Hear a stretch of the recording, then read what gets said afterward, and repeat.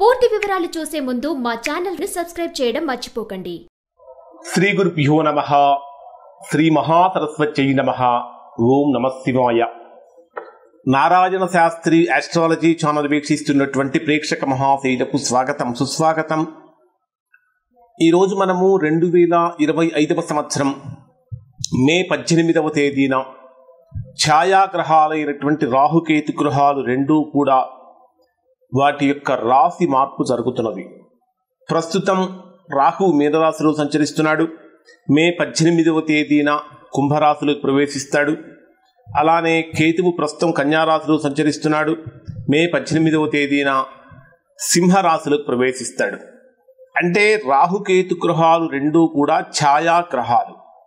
ఇవి ఎప్పుడూ కూడా అపసవ్య మార్గంలోనే ప్రయాణిస్తూ ఉంటాయి. అంటే ఇవి ఎప్పుడూ కూడా వీటి డైరెక్షన్ అంతా కూడా యాంటీ క్లాక్ వైజ్లో మాత్రమే ఇవి తిరుగుతూ ఉంటాయి.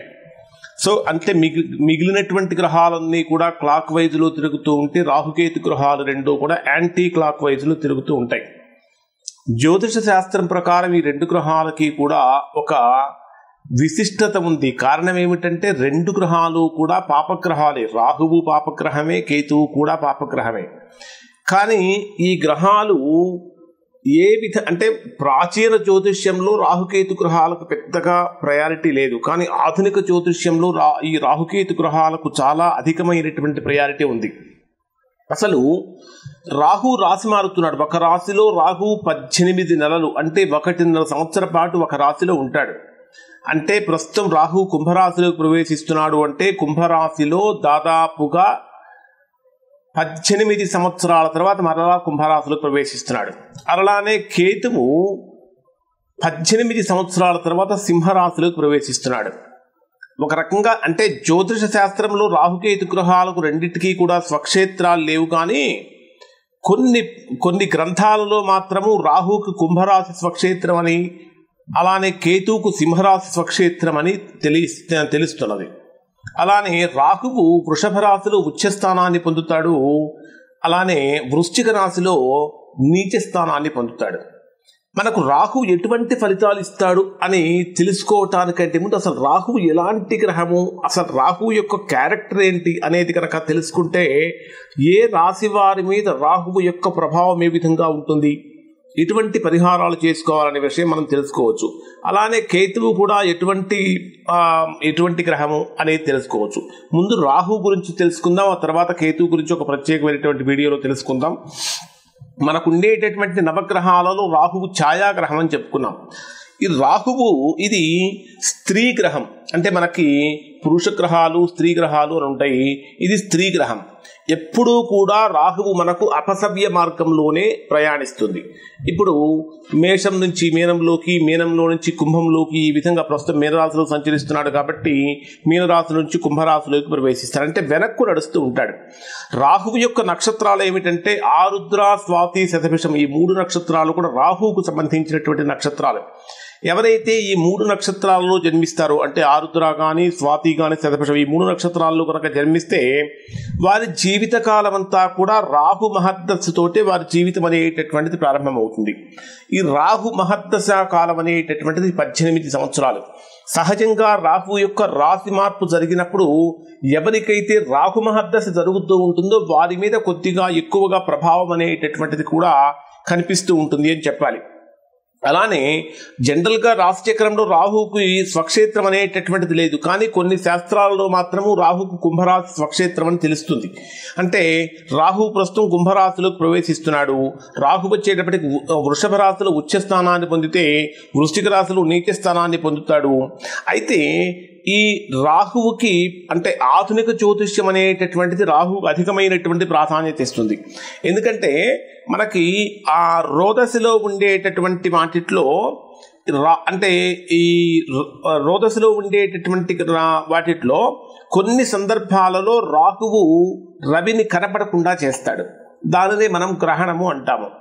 ఈ రాహువు దేన్ని సూచిస్తాడు అంటే శరీర భాగంలో తలను సూచిస్తాడు. వాస్తవంగా రాహువు యొక్క స్వరూపం ఏంటంటే పాము స్వరూపం. రాహువు తలను సూచిస్తూ ఉంటే కేతువు తోకను సూచిస్తూ ఉంటాడు. అంటే తల తోక, పాముకి తల రాహువు అయితే కేతు వచ్చేటప్పటికి తోకగా ఉంటూ ఉంటాడు.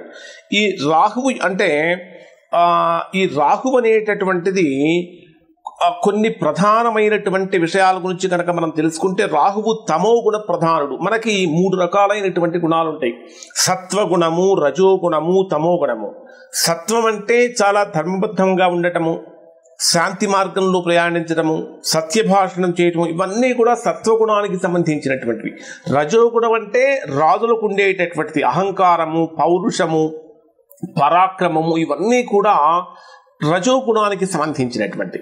తమో గుణం అంటే ఏంటి? తమస్సు అంటే ఒక రకంగా చెప్పాలంటే తమస్సు అంటే చీకటి, అంటే అంధకారానికి సంబంధించినటువంటిది, అజ్ఞానానికి సంబంధించినటువంటిది, మోసానికి సంబంధించినటువంటిది, మాయలకు సంబంధించినటువంటిది. అంటే రాహువు ప్రధానంగా ఏ గుణ స్వభావుడు అంటే తమో గుణ స్వభావుడు. అంటే రాహువు తమో గుణానికి చెందినటువంటి వాడు కాబట్టి ఏ రాశిలో అయితే సంచరిస్తూ ఉంటాడో ఆ రాశి వారికి ప్లస్ ఏ స్థానంలో అయితే ఉంటాడో ఆ స్థానం యొక్క ఫలితాన్ని రాహువు చాలా తీవ్రంగా ప్రభావితం చేస్తాడు అని చెప్పాలి. మరి రాహువుకి అధిదేవత గౌరీదేవి. రాహువుకి అధిదేవత గౌరీదేవి, దుర్గాదేవి. ఈ గౌరీదేవి సహజంగా రాహువు ఎవరిని సూచిస్తాడు అంటే ముసలి వారిని సూచిస్తాడు. ఇక్కడ రాహువుకు ఉండేటటువంటి మిత్రగ్రహాలు ఏమిటంటే బుధుడు, శుక్రుడు, శని, ఈ 3 కూడా మిత్రగ్రహాలు రాహుకి. అలానే సూర్యుడు, చంద్రుడు, కుజుడు, ఈ 3 గ్రహాలు కూడా రాహువుకి శత్రుగ్రహాలు. గురుడు రాహువుకి సమానమైనటువంటి, అంటే ఈక్వల్గా ఉంటాడు, సమానమైనటువంటి గ్రహం అని చెప్పాలి. ఇక్కడ ఆల్రెడీ మనము రాహువు ఏ స్థానంలో ఉచ్చలో పొందుతాడు, ఏ స్థానంలో నీచల్లో పొందుతాడు అనే విషయం మనం తెలుసుకున్నాం. రాహువుకు ఉండేటటువంటి కొన్ని రకాలైనటువంటి పేర్లు ఏమిటి అంటే అసుర, బహి, స్వర్భాను, తమస అనేటటువంటి రాహువుకు ఉండేటటువంటి పేర్లు. అలానే ఇతని స్వభావం ఏమిటంటే క్రూరమైనటువంటి స్వభావం, అంటే ఎదుటి వారిని హింసించి తాను ఆనందించడం అనేటటువంటిది రాహువు యొక్క సహజ గుణం. కాబట్టి రాహువు యొక్క ప్రభావం ఏర్పడినప్పుడు జనరల్గా మానవులకు కూడా అటువంటి క్రూరమైనటువంటి స్వభావాన్ని అందిస్తాడు. కాబట్టి కొన్ని జాగ్రత్తలు మనం పాటించాలి. అలానే రుచులలో కనుక తీసుకుంటే రాహువు పులుపు రుచిని సూచిస్తూ ఉంటాడు. జనరల్గా రాహువు ఏ ప్రదేశంలో తిరుగుతాడంటే పుట్టల్లో, లోయల్లో, పాములు, అంటే పాములు ఏ ప్రాంతాల్లో అయితే తిరుగుతూ ఉంటాయో రాహువు యొక్క సంచారం కూడా అదే. రాహువు ఏ దిక్కుకు అధిపతి అంటే నైరుతి దిక్కుకు అధిపతి, అంటే నైరుతి దిక్కుకు అధిపతి. అలానే పాలనా శక్తి, అంటే ఒక భటుడు అని చెప్పాలి. ముఖ్యంగా రాహువు ఎలాంటి ఫలితాలు ఇస్తాడంటే ఆత్మాధికారాన్ని ఇస్తాడు, కష్టాలు ఇస్తాడు, రకరకాలైనటువంటి ఇబ్బందులు కలిగిస్తూ ఉంటాడు, అసత్య భాషణం కలిగిస్తూ ఉంటాడు, పాప స్త్రీలతో రతి సంగమం కలిగించేటటువంటి విధంగా, జోదం చేసేటటువంటి విధంగా. ఇంకా రాహువు యొక్క ప్రభావంతో ఏం జరుగుతూ ఉంటుందంటే అసత్య భాషణంతో ఉన్నవంతా పోగొట్టుకునేటటువంటి విధంగా కూడా చేసేటటువంటి తత్వం రాహువుకు ఉంటుంది. ఇంకా అనేక రకాలైనటువంటి రోగాలకు కూడా, అంటే చర్మ సంబంధమైనటువంటి రోగాలకి, మసూచికి, క్రిమి రోగాలకి, మన పొట్టలో ఉండేటటువంటి నులి పురుగులకు, వీటన్నిటికీ కూడా రాహువు ప్రధానమైనటువంటి కారక గ్రహము అని చెప్పాలి. ఈ రాహువుకు సంబంధించినటువంటి పదార్థాలు, రాహువుకు సంబంధించినటువంటి వస్తువులు ఏమిటంటే మినువులు, ఆహార పదార్థాల్లో మినువులు, ఖర్జూరము, ఆవాలు, ఇవన్నీ కూడా రాహువుకు సంబంధించినటువంటిది. జంతువుల్లో కనుక తీసుకుంటే ఏనుగు, పాములు, అడవి ఎలుకలు, వస్తువుల్లో తీసుకుంటే గొడుగు, సమిధలు, ఇంకా మూలికము, కొన్ని రకాలైనటువంటి మూలికలు, చందనము, ఇవన్నీ కూడా ఈ రాహువుకు సంబంధించినటువంటి వస్తువే. జనరల్గా రాహువు అనేటటువంటి వాడు దేన్ని సూచిస్తాడు అంటే పితామహుడు సూచిస్తాడు. పితామహుడు అంటే తాతను సూచిస్తాడు.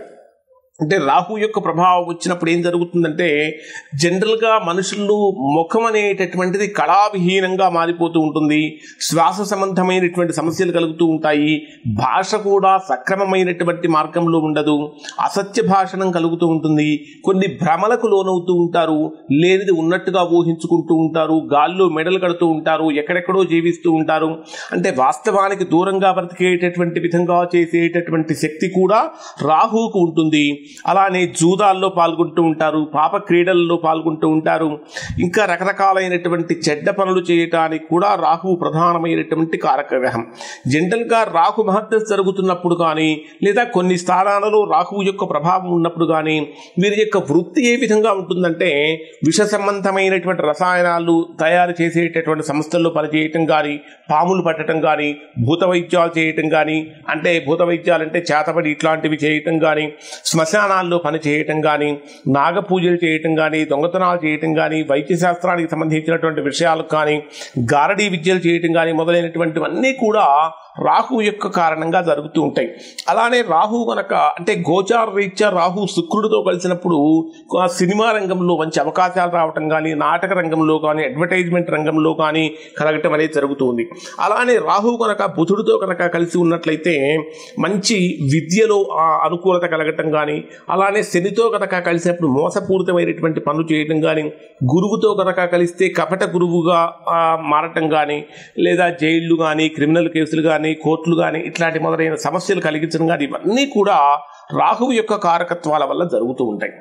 అయితే ఇప్పుడు రాహువు ఎక్కడ సంచరిస్తున్నాడంటే కుంభరాశిలోకి ప్రవేశిస్తాడు. కుంభరాశిలో 18 నెలల పాటు ఉంటాడు. మరి ఈ 18 నెలల పాటు రాహువు ఎటువంటి ఫలితాలు ఇస్తాడు? మేషరాశి వారికి 11వ స్థానంలో ఉంటాడు, వృషభ రాశి వారికి 10వ స్థానంలో ఉంటాడు, అంటే కర్మస్థానంలో ఉంటాడు. అలా అంటే మేషరాశి వారికి లాభస్థానంలోను, వృషభ రాశి వారికి కర్మస్థానం అంటే అడ్మినిస్ట్రేటివ్ ప్లేస్ దశమ స్థానం ఉద్యోగ స్థానంలోను, మిథున రాశి వారికి 9వ స్థానం భాగ్యస్థానంలోను, కర్కాటక రాశి వారికి 8వ స్థానంలోను, 8వ స్థానం ఆయుష్కు ఆరోగ్యానికి సంబంధించిన స్థానం, సింహరాశి వారికి 7వ స్థానం అంటే భార్యకు కళత్వానికి సంబంధించినటువంటి స్థానంలోను, కన్యా రాశి వారికి 6వ స్థానంలోను, అలానే తులారాశి వారికి 5వ స్థానంలోను, వృశ్చిక రాశి వారికి 4వ స్థానంలోను, ధనుర్రాశి వారికి 3వ స్థానంలోను, మకర రాశి వారికి 2వ స్థానంలోను, కుంభరాశి వారికి జన్మంలోను, మీనరాశి వారికి 12వ స్థానం వ్యయస్థానంలోను సంచరిస్తాడు. ఈ 12 రాశుల వారికి ఎటువంటి ప్రభావం కలుగుతుంది అంటే ఒక్కొక్క రాశి వారిగా మనము వారికి ఎటువంటి ప్రభావం ఉంటుంది, ఎటువంటి పరిహారాలు పాటించాలనే విషయం మనం తెలుసుకుందాం. ఒక్కొక్క రాశి వారిగా వివరంగా తెలుసుకుందాం. శుభం.